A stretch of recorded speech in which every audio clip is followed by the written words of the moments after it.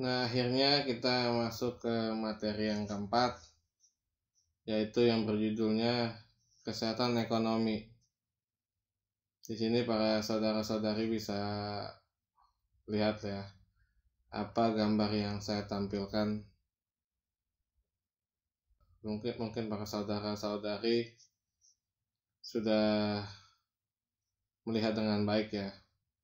Ini adalah jantung tapi yang terbuat dari campuran antara uang dan darah dan serat-serat selaput darah. Ini mengartikan bahwa selama jantung masih berdenyut berdetak, bahwa arti selama itulah kita masih mencari uang. Selama itulah kita hidup. Bukan berarti kita nggak ada uang kita mati, tapi tanpa uang juga hidup terasa mati. Jadi menggunakan uang dengan bijak itu adalah berpikir bijak sebenarnya. Selanjutnya, nah ini satu, ekonomi kesehatan. Satu kata ekonomi dalam bahasa Yunani yaitu oikonomia, berasal oikos yang berarti rumah tangga dan nomos yang artinya peraturan atau aturan. Artinya mengatur rumah tangga, bukan mengatur rumah dan tangga ya, tapi itu hanya filosofinya.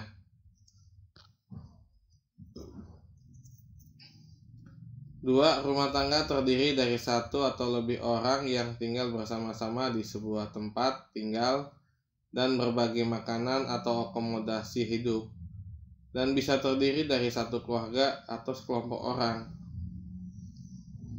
Dari sini kita paham kan, rumah tangga nggak ada yang sendiri, nggak ada yang individu kan, pasti lebih dari satu orang ya.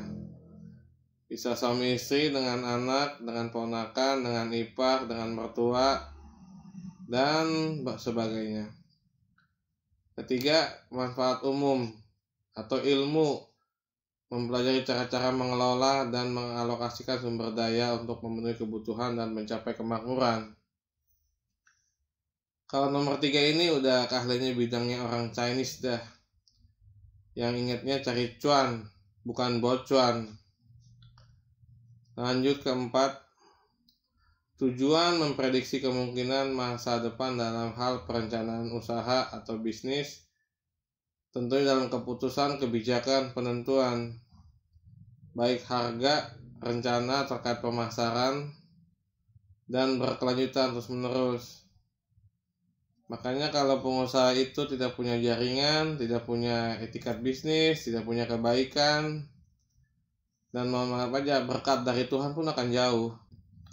Nah, ini gambar di sebelah kiri saya tampilkan. Bincang-bincang Pak Sutri. Siapa yang megang duit dalam rumah tangga? Nah, bisa dilihat gambarnya ya. Saya tampilkan. Bisa disimpulkan sendiri ya oleh para saudara-saudari yang melihatnya ya. Oke, saya lanjut. 2. Ekonomi kesehatan. Di sini kata ekonomi saya coret dulu karena kita kesampingan dulu ya. Kesehatan asal katanya yaitu satu, kata hygiene, berasal dari bahasa Yunani yang artinya ilmu untuk membentuk dan menjaga kesehatan. 2. Kesehatan diatur oleh Undang-Undang Nomor 36 Tahun 2009 tentang kesehatan. Sehat didefinisikan sebagai suatu keadaan sehat baik secara fisik, mental, dalam spiritualnya, maupun sosial yang memungkinkan setiap orang untuk hidup produktif secara sosial dan ekonomis. Sehat didefinisikan sebagai suatu keadaan sehat baik secara fisik, mental, dalam spiritual, maupun sosial yang memungkinkan setiap orang untuk hidup produktif secara sosial dan ekonomis. 3. Undang-Undang Nomor 23 Tahun 1992 tentang kesehatan juga mencakup 4 aspek sosial kesehatan, yaitu fisik, mental, sosial, dan ekonomi. Jadi ingat ya, sehat kalau kurang salah satu unsur dari 4 ini itu bukan sehat. Jadi kalau orang sehat tapi nggak punya mental atau spiritual, nah udah tebak sendiri itu orang sakit. Keempat, penting tubuh sehat dalam menjalankan aktivitas sehari-hari dengan lebih mudah dan meningkatkan kebahagiaan. Kesehatan mental Anda juga akan lebih terjaga. Sekarang pertanyaannya gini, kalau tubuh fisiknya sehat tapi mental nggak sehat, bahaya nggak? Coba. Nah, ini sebelah kanan saya tampilkan juga supaya menjadi acuan kita ya. Adakah barang-barang di sebelah kanan ini yang saya tampilkan gratisan? Pasti tentunya dibeli dengan uang. Nah, barang-barang inilah, produk-produk inilah yang membantu menjaga kesehatan, sabun, sampo, dan sebagainya. Lanjut, 3. Ekonomi kesehatan. Nah, tadi ekonominya saya coret, kesampingkan, kesehatan saya kesampingkan. Kali ini kita gabung, karena ternyata ekonomi dan kesehatan adalah satu kesatuan sempurna. Dan kalau di Indonesia, kita beruntung nggak kayak di Amerika, karena Amerika kapitalis. Kesehatan adalah uang tok tanpa ekonomi, atau kebalikannya, ekonomi tok, mau sakit nggak, masa bodoh, pokoknya ekonomi. Maka di sana jam kerja adalah per hor. Kita di sini per 8 jam per hari. Amerika per jam, kerja dibayar, no work no pay. Nah, ini kita lihat ya, Pancasila nih. Jadi dalam mencapai ekonomi kesehatan, kita harus sesuai Pancasila. 1. Ketuhanan yang Maha Esa. 2. Kemanusiaan yang adil dan beradab. 3. Persatuan Indonesia. 4. Kerakyatan yang dipimpin oleh hikmat kebijaksanaan dalam permusyawaratan perwakilan. 5. Keadilan sosial bagi seluruh Indonesia. Sebenarnya masih uraikan, cuman kayaknya para saudara-saudari sudah mengerti ya. Kenapa kita perlu mencari ekonomi yang sehat dengan cara sesuai ajaran Tuhan yang baik, dengan cara yang beradab, dengan cara perlu bersatu, tapi juga adil, gitu ya. Oke, dilihat dulu tuh, gambarnya bagus, Bhinneka Tunggal Ika. Lanjut. 4. Undang-Undang Dasar 1945, Ekonomi dan Kesehatan. Dalam Undang-Undang Dasar ini diatur pasal 33 ayat 1 bahwa perekonomian disusun sebagai usaha bersama berdasar atas asas kekeluargaan, dan makna tersebut artinya terkandung dalam ayat tersebut sangat dalam, yakni sistem ekonomi yang dikembangkan seharusnya tidak berbasis persaingan serta atas asas yang sangat individualistik. Di sini artinya perekonomian itu berdasarkan kekeluargaan, artinya apa? Sesuai tadi Pancasila. Siapa yang rajin, siapa yang kerja keras, siapa yang kerja cerdas, ya otomatis upahnya lebih besar, upahnya lebih banyak. Dan jangan diiri atau disumpahin, karena orang tersebut dapat pujian atau dapat prestasi yang lebih bagus. Lanjut pada pasal 28H ayat 1-nya, bahwa setiap orang berhak hidup sejahtera lahir dan batin, bertempat tinggal dan mendapatkan lingkungan hidup yang baik dan sehat, serta berhak memperoleh pelayanan kesehatan dan negara wajib untuk menyediakannya. Nah, ini pasal 28 ini diturunkan masuk ke Undang-Undang BPJS. Pertanyaannya, negara sudah menyediakannya, betul? Pertanyaannya, karena kebanyakan jadi ngantri di rumah sakit. Dan ini kalau referensinya ya, jika para saudara-saudari ingin mempelajari lebih dalam, silakan lihat itu 3 buku yang saya tampilkan.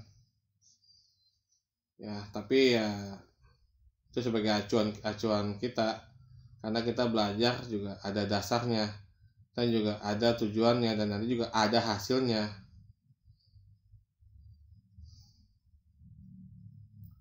Lanjut 5.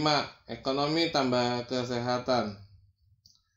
Ekonomi kesehatan adalah penerapan disiplin dan metode ekonomi pada topik kesehatan. Ini agak sedikit terbolak-terbalik ya. Tapi intinya, evaluasi ilmu ekonomi memberikan penilaian terhadap efisiensi yang menilai hubungan antara hasil yang dicapai dan input yang digunakan. Dalam hal yang ini adalah uang dan kesehatan. Nah, di sini ada moto ya. Ingatlah, ilmu itu mahal. Sekali ilmu itu menjadi milik Anda, maka akan berguna dan bermanfaat untuk Anda sendiri, keluarga, dan orang sekitar, serta dapat menghasilkan uang. Nggak percaya? Sampai saat ini, ada nggak orang yang nggak bisa ngitung duit? Terutama di DKI. Di daerah pun bisa ngitung, cuman masih ada daerah-daerah tertinggal yang kita ya perlu turut berempati lah. Nah, ini kita kasih gambar kemarin yang COVID ini tahun 2019 awal sampai 2023 nih. Orang disuruh di rumah, tapi nggak dikasih uang. Tapi kalau keluar mati. Bisa, tapi mati. Nah, ini saya pakai gambar dari Keuskupan Agung Palembang ya. Dimana saat itu mereka membahas antara ekonomi atau sehat. Sehat tapi nggak ada duit juga mati. Ekonomi banyak tapi nggak sehat juga mati. Ya itu silakan, makanya kita mesti kayak ibarat timbangan. Gimana mencari yang pas, yang oke, yang seimbang. Lanjut. Nih 6. Prinsip ekonomi. Prinsip ekonomi yang terkenal adalah cara mendapatkan keuntungan yang sebesar-besarnya dengan usaha yang sekecil-kecilnya. Ini semua juga mau ya, namanya kalau bisa jual angin ya. Jual angin, jual apalagi, jual awan. Jual apa lagi? Sampai ada yang jual aqua. Saya nggak endorse ya. Tapi kan namanya dia menjual, tetap ada usaha, ada modal, ada pabrik, ada label, ada badan POM, ada namanya ketek bengek dalam bisnis. Dan prinsip ekonomi diterapkan dalam 3 kegiatan ekonomi yang umum dimanapun. Produksi, distribusi, konsumsi. Ada yang ngebuat, ada yang masarin, ada yang beli, ada yang pakai. Dalam hal ini bagaimana kita punya jasa kesehatan, ada konsumennya, tapi juga ada produsennya.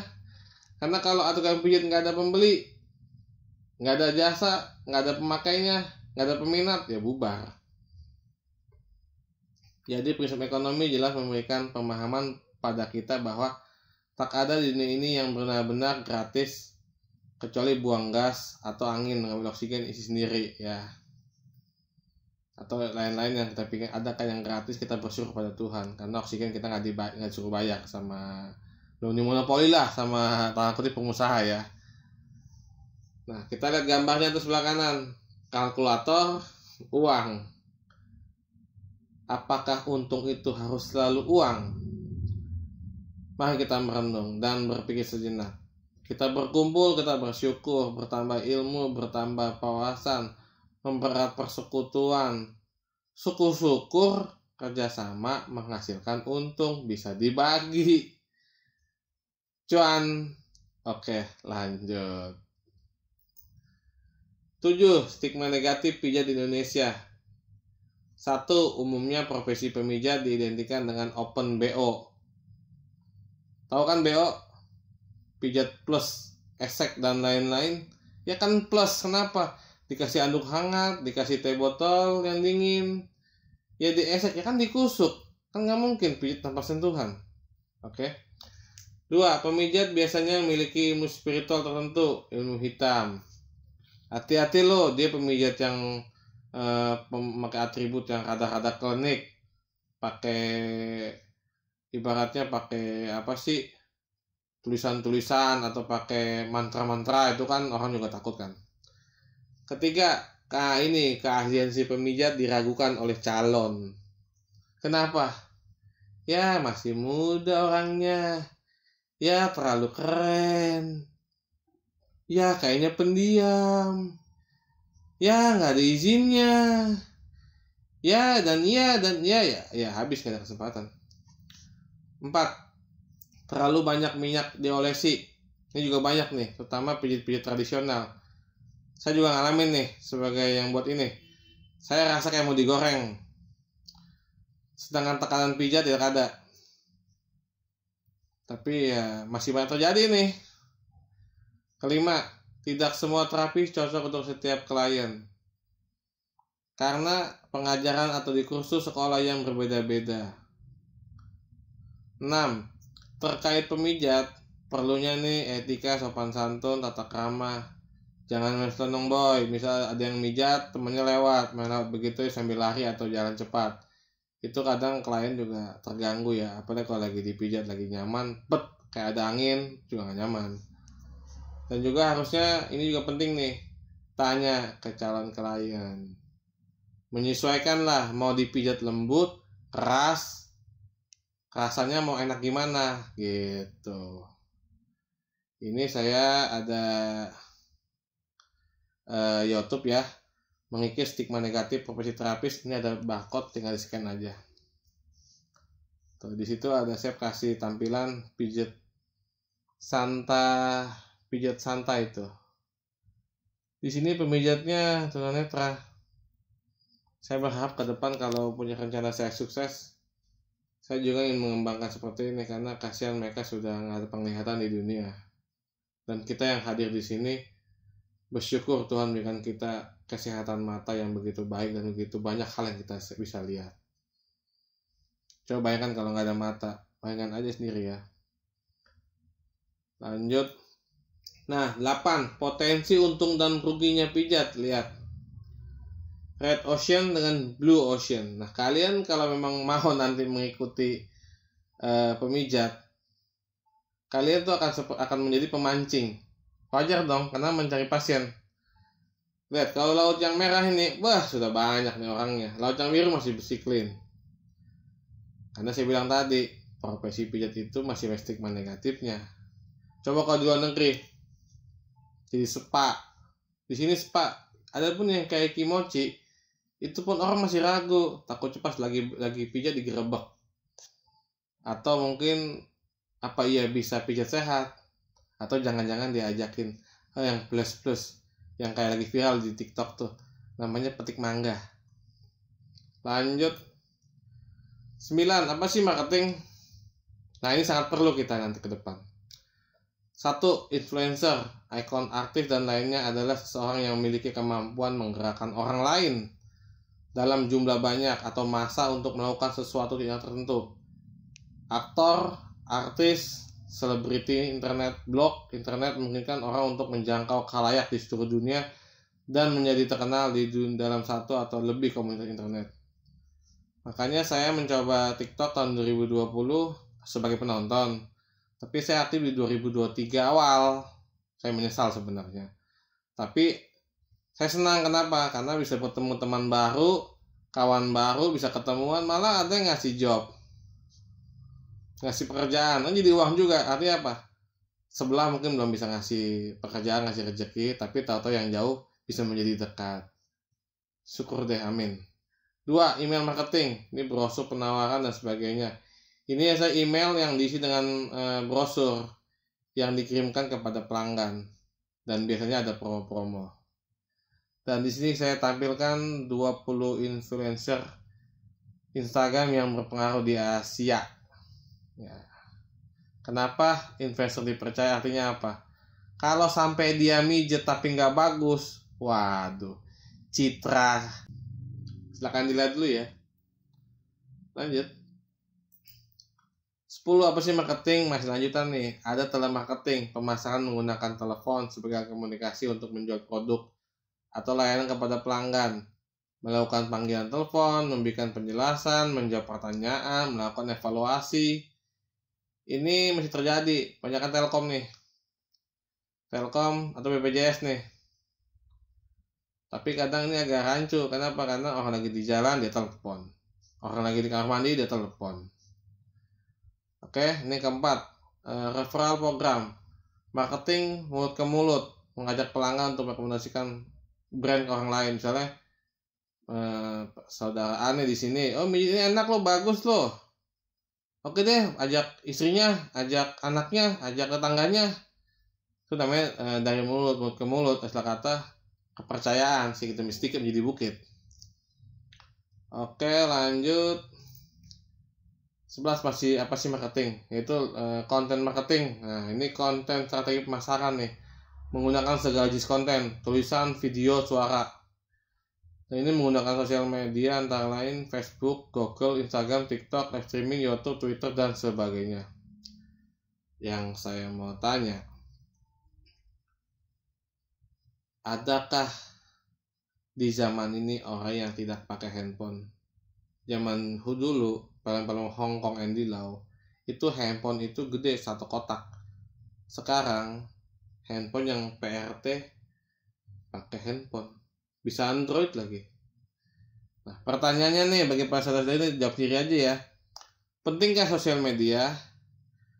Kenapa merasa malu tidak pede di media? Dan kenapa nggak mau belajar tanpa henti? Coba dipikirin. Nah, lanjut nih 12 apa sih marketing? Nah, di sini ada gambarnya, saya tampilkan Nakamura Holistic Therapy. Memang kata pijat itu kalau bagi kaum atau orang sekarang saat ini, pijat tuh kayaknya kayak tanda kutip ya kampungan ya, kayak ya murahan lah. Tapi diganti kata kerennya terapis atau terapi ya. Contohnya Nakamura ya. Belum ada yang lain di sini. Mohon maaf sebelumnya, saya nggak endorse. Cuman memang Nakamura memang bagus kalau buat pijit ya. Tetapi memang seperti tempat-tempat pijit lainnya ya, ada yang menjadi pertanyaan, yaitu adalah sistem kerjasamanya atau mitra atau ketenagakerjaannya sesuai nggak dengan sistem Undang-Undang Nomor 13 Tahun 2003 tentang ketenagakerjaan. Tapi ini akan dibahas nanti saja atau di lain kesempatan. Nah, selanjutnya ini 13 mulai dari hal sederhana. Seperti yang saya katakan pada awalnya, tujuan saya mendirikan Cikung Cenci Indonesia ini, yang pertama melayani Tuhan dengan segenap hati, jiwa raga saya, dan sebagai rasa syukur saya ya. Kedua, mau membantu sesama atau manusia semampunya sebisanya dengan apa yang saya bisa. Ketiga, melakukan latihan ilmu pernapasan. Keempat, mengajarkan ilmu pengobatan atau pengetahuan kepada yang ingin tahu. Nah, ini di sini ada ID card. Nanti ID card ini bisa dibagi dua. Maksudnya gini, jika ada yang mau ikut ilmu pernapasannya aja boleh. Tapi kalau mungkin dia mau benar-benar dia mau jadi ahli pijit refleksi tangan, kaki, dan badan, nanti itu bisa kita lanjutkan. Oke, sekian dan terima kasih. Kita masuk ke selanjutnya, yaitu diskusi atau tanya jawab. Tapi saya menyampaikan rasa terima kasih sebesar-besarnya kepada para saudara-saudari yang telah mau mendengarkan, telah hadir. Semoga Tuhan Yesus memberkati kita semua. Amin.